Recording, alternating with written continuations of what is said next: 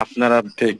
শুধরে যান, সাবধান হয়ে যান। ইনশাআল্লাহ। বাংলাদেশকে ছোট দেশ বলে আল্লাহু প্রোপাগান্ডা আকবার। ছড়াবেন না। এবং আরো একটি উক্তি আমি জানাতে চাই। খালিদ বিন ওয়ালিদ একবার বলেছিলেন তার যোদ্ধাদের হুম, উদ্দেশ্যে, যুদ্ধ ছোট করে দেখার কোনো সুযোগ সৈন্যের নাই। সংখ্যা দেখে হয় না। ভারতের মিডিয়া প্রতি মুহূর্তে তাদের এত সৈন্য আছে, এত ইনশাআল্লাহ। প্লেন আছে, এত সাবমেরিন আছে, পরিসংখ্যান শোনায় বাঙালিদের। আল্লাহু খালিদ বিন আকবার। ওয়ালিদের সেই ছোট্ট উক্তিটি বলতে চাই। খালিদ বিন ওয়ালিদ বলেছিলেন, যুদ্ধ সৈন্যের সংখ্যা দেখে করে না মুসলমান। যদি क्या बात। মুসলমানের যুদ্ধ করার প্রয়োজন হয়, মুসলমান যুদ্ধ করে ইনশাআল্লাহ। শুধুমাত্র আল্লাহর সাহায্যে। সামনে কি আছে এটা কেউ চিন্তা করেন। লিস্ট আমি মুসলমান হিসেবে বলতেছি, কোন মুসলমান बिल्कुल। এটা ভাবে না আমার সামনে কি আছে।